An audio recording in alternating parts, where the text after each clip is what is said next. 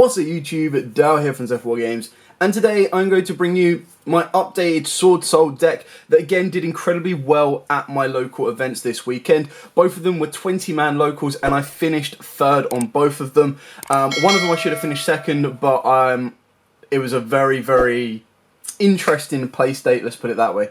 What I'm going to do is, rather than just blurt out card by card, I'm going to give you an in-depth analysis of the particular deck, the different ways that I've built it, the changes that I made in this particular version.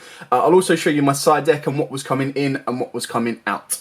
So, with all of that out of the way, please smash that like button, hit that notification bell and subscribe so you do not miss out on any more upcoming content. So let's start with the mashups.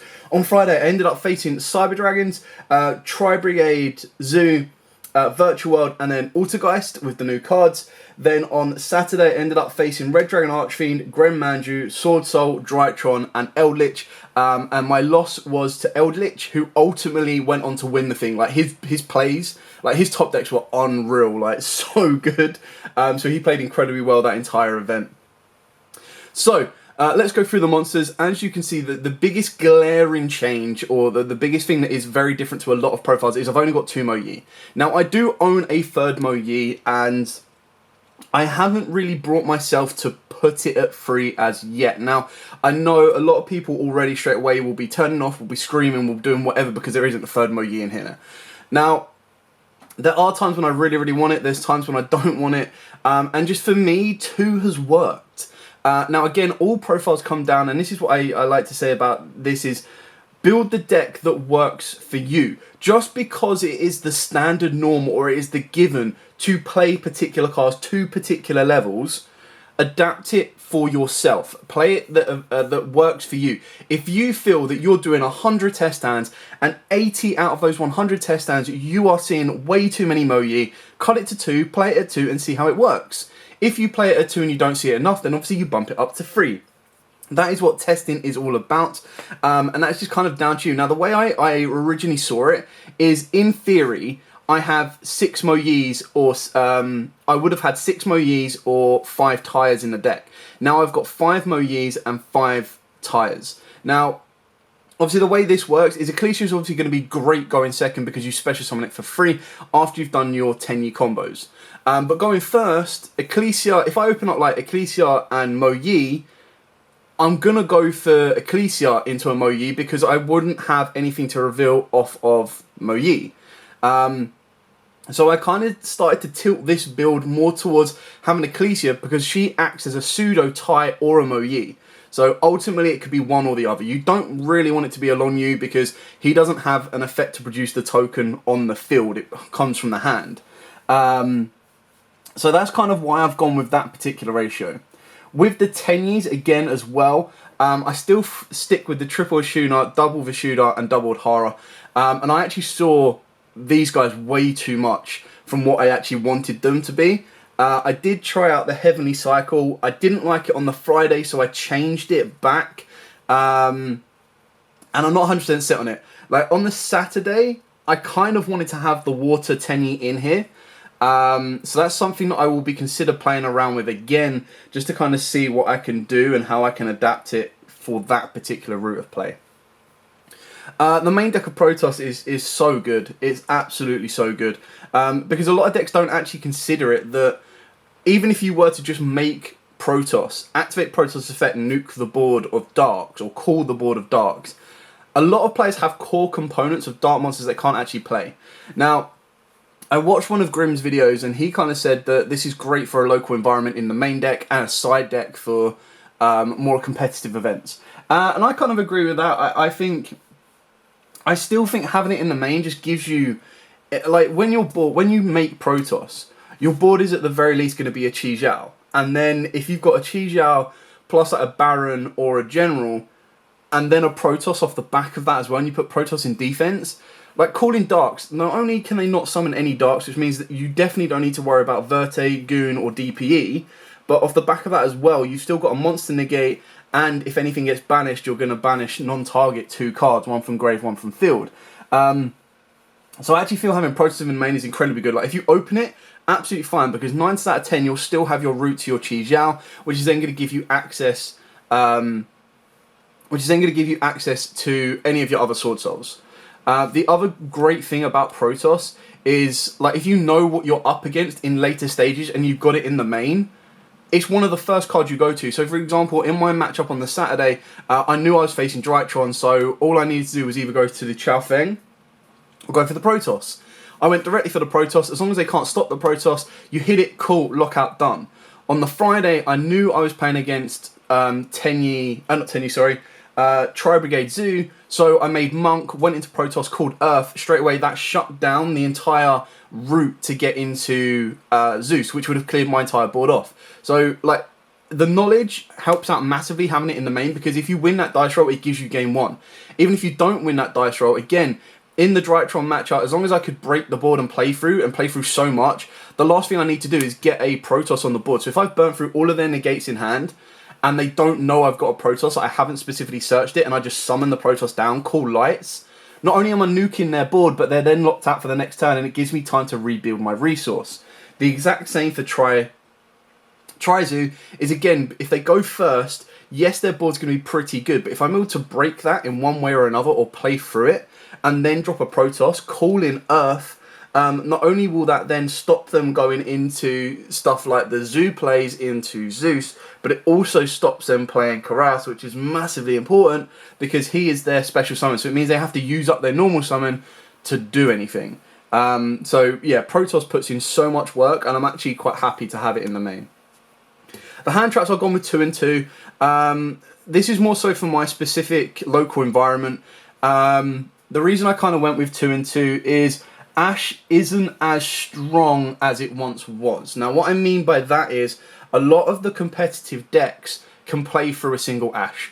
So you need to be able to open up like an Ash plus an Imperm, or Ash plus a Veiler, or some form of double hand traps in order to kind of stop your opponent playing. You might get the odd time when your one Ash really hurts them and really wrecks them, but when a lot of people are starting to go for stuff like DPE, Scythelocks, you kind of need to be able to play around that as well, and that's one thing that I massively feared, but luckily never actually faced.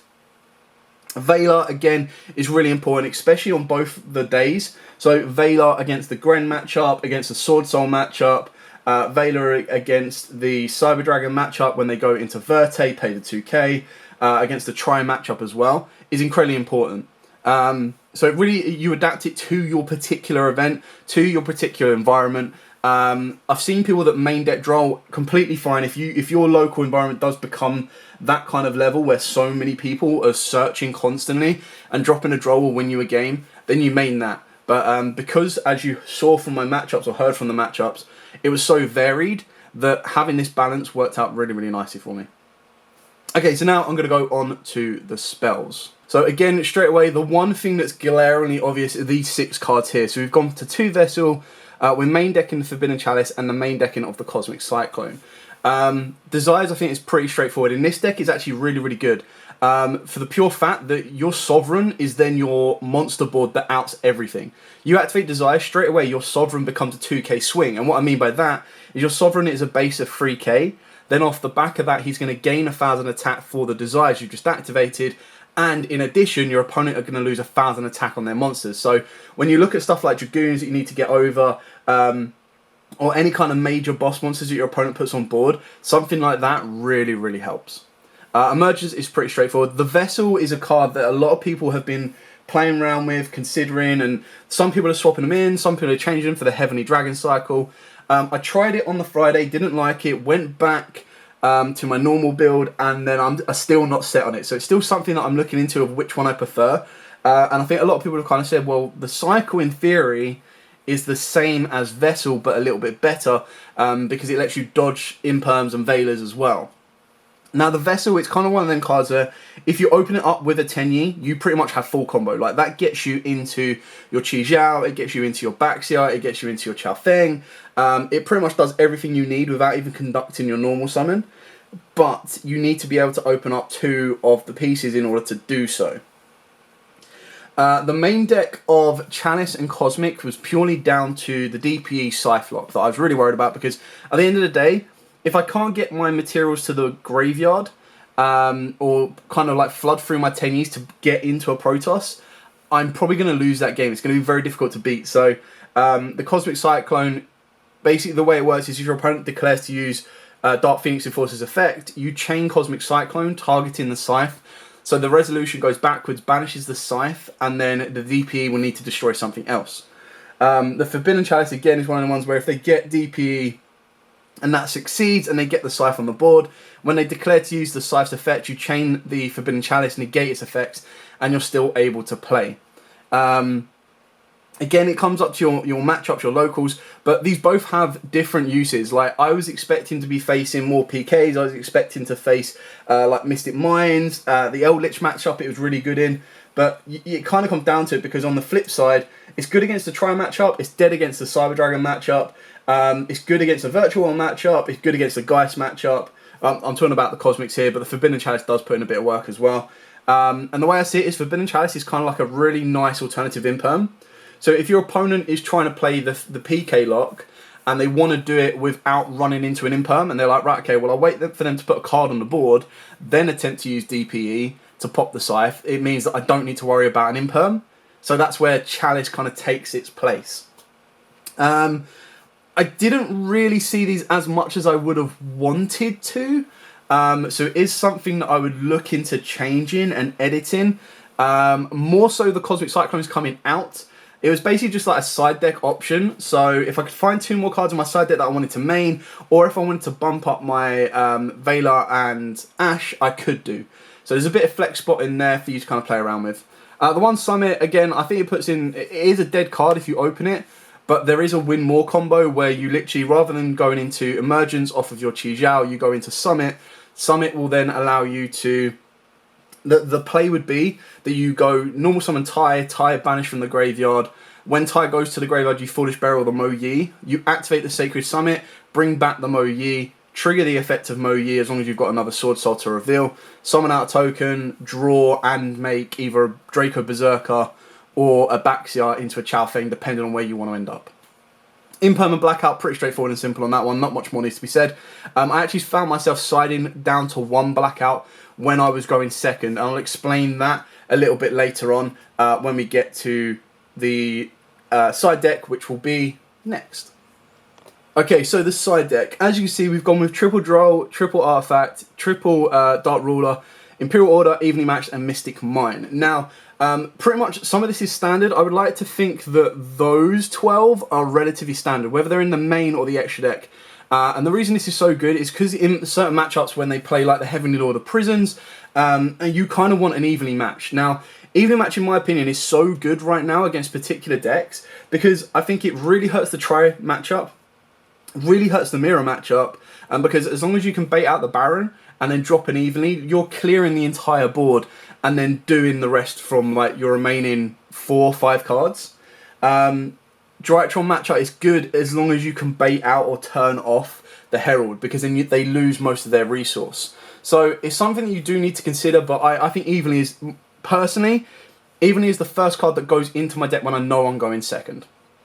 Draw Unlock Bird, I saw it once in all of my matchups. It just puts in work though, because it can really hurt the Sword Souls. You've also got to look at stuff like Thunderees as well. You need to be respectful of them. So being able to droll them can really, really hurt. Lancia is just, wow, it's probably like the best hand trap for your side deck right now. It hurts, believe it or not, it really hurts the Sword Soul matchup. If they open up stuff like Tai, or they've got the Sword Soul, they've only got the Tenyis, it can be really, really painful. It really hurts the Tri-Brigade matchup, they just don't play. And then it can also hurt the Phantom Knight matchup, along with the Flunderees matchup as well. So that's something to hugely consider. Dark Ruler, I kind of, this was a last minute, I usually use Droplet, but then the way I kind of thought about this is if I was facing Drytrons, I need this card. If I was facing like the Mirror matchup, I need this card, because not only can it turn off like Berserker, Sovereign, Baroness, Yugioh, like it does a lot of work. You just then have to only need to worry about the Blackout. So there's a lot to consider on that. The Mystic Mine, again, is kind of like one of these ones where if my opponent builds such an impressive board that I can't get past, and I use my entire hand to bait out everything they've got, I then go for Mystic Mine. So like the idea would be that you bait out a Blackout. So unless they hard top deck it, and even then they need to set it a turn to get rid of it, In Phantom Knights, you cause them a few issues as well. The only match that it really sucks against is any deck that has natural back row destruction, because a lot of people won't expect this as well. So they build their board, they're ready for monster negates and everything like that, and you just go, Mystic Mine. And they kind of go, right, okay, well, my 3 negate Appaloosa is now dead. My double Dragon Lords, I need to activate it now to then put it back to your hand, which you're then going to activate again anyway. And then my Revolt is dead as well. So you need to keep that in mind as well. It also means that if they've used their Dragoon negate, their Dragoon is dead, because that might be something you struggle to get over.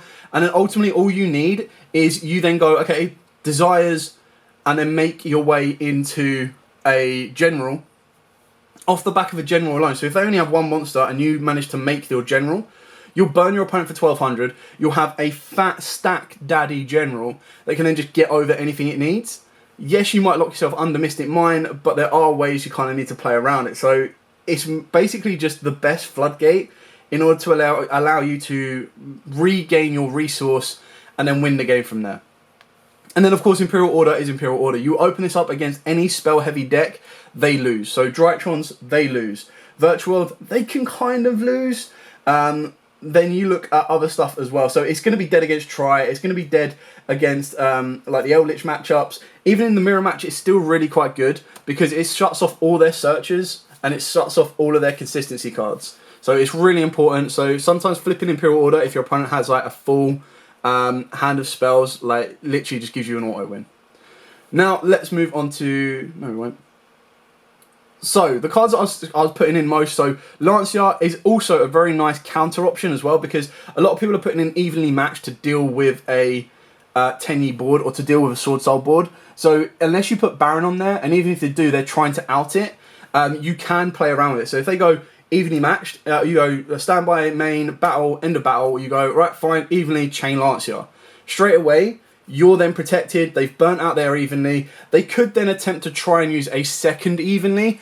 Oh no, they can't, sorry, because they already control an evenly on the board. So it would be very, very difficult for them to try and break that board. And if their only play was to do an evenly to break the board, and you've chained a Lancia, so you're side decking for their side deck, they pretty much lose.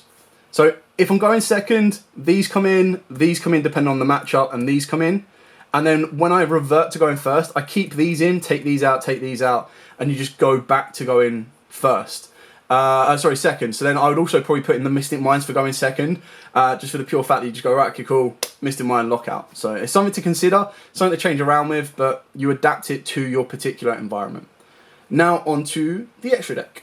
There's very little that you want to change with this because these are the best worm cards and then the best level 10s that you can pretty much make, and the best links you can make. The only change that I see from a couple of builds is they play the link-free Tenyi, and I think it's very situational. It can come up, and I did see it come up in another Sword Soul matchup the other day, but I'm still not convinced on it. A lot of people are only playing 2 Monk. I can't stress the amount of times I've gone through all 3 Monk. It's crazy.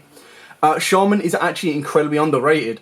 The first profile I did on this, I was like, I'm not too sure, I might cut Shaman, but then few future plays, I've absolutely loved it. And what I mean by that is sometimes I'll have a Monk and a Yugioh on the board, and my opponent will imperm or my opponent will drop blitz this. So I go, right, okay, fine. I will link the Yugioh with the Monk going to a Shaman, use Shaman's effect to bring back the Yugioh. So his attack goes back up to 28, and then off of the back of that as well, I get to activate its effect because Shaman only stops monsters activating from the extra deck the turn it uses its effect. So if you're linking any of these off into a Shaman and then bringing it back, you're like good to rock and roll. Not to mention that Shaman can bring back a tuner you might need, it can bring back a level 7 that you might need if you've already got a tuner on the board. Works incredibly well. Love this guy. Sovereign is like the Mac Daddy, such a good card, really, really love it. Baron is Baron, like, if you have the chance to make it, make it. Like, the only time you're going to be making this over the Baron is if you are facing against back row decks, because then in back row decks you just activate Blackout, and then on top of that your Sovereign then becomes like a Banish 1 and Pop 2, so really, really good. Ruddy Rose hasn't come out. It came out once, I think, in one of my matchups. I never made it, but the route of play that I was going to make would have made Ruddy because I'd already gone through these two and would have won me the game, so... Chow Fang, pretty standard. Hadn't made this entire weekend, which is interesting. Draco Berserker, absolutely love the card. I make it a balanced amount of time, but is what it is. Baxia, incredibly powerful as well. And then Yazi actually came up once. Now, what happened is I had a non-effect on the board. So I had Monk on the board. My opponent destroyed my token off of the Long U. And then I had to go banish Ashuna to summon out the level 1 Adhara. Made a level 1 Adhara with the Long U to make Yazi. And then that allowed me to get full combo. So Gammed. I think that's what he did. He Gammed one of my cards. So then I was able to make Yazi. Yazi popped the Gamma. And then off of Yazi, I was able to go full combo because you bring out like Tai or you bring out Mo Yi, and you're able to continue your combos, which then let me get back into the Chow Fei and get back on board. So this came at once, puts the work in. There's nothing as of yet that I would like to change about this extra deck. I don't think there's any other level 10s that I think are really going to be utilised.